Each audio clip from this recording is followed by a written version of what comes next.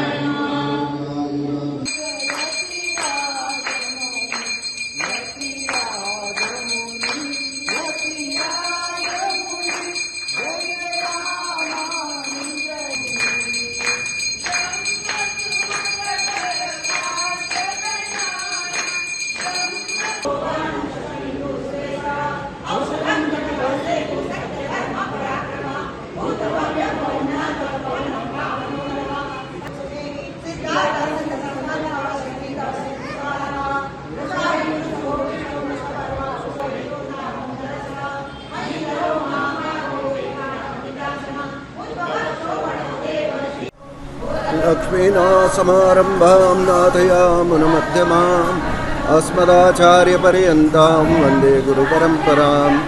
આજે વડોદરા મધ્યસ્થ જુબેલીબાગની મધ્યે જે બાલાજી મંદિર છે ત્યાં ભગવાન રામાનુજાચાર્યજી મહારાજનું 1008મો પ્રાગટ્યોત્સવ મનાવવામાં આવી રહ્યો છે અને શ્રી વૈષ્ણવને એક સારો સંદેશ આપતા ભગવાન જગદગુરુ શ્રી રામાનુજાચાર્યજી મહારાજ બહુ સુંદર વાત કીધી છે કે રામાનુજાર દિવ્યાજ્ઞા વર્ધતામ અભિવર્ધતામ, અર્થાત જગદગુરુ રામાનુજાચાર્યજી મહારાજની એવી આજ્ઞા છે કે પ્રત્યેક જીવ જે છે એ ભગવતોન્મુખ બને, ભગવાન તરફ એની ગતિ હોય।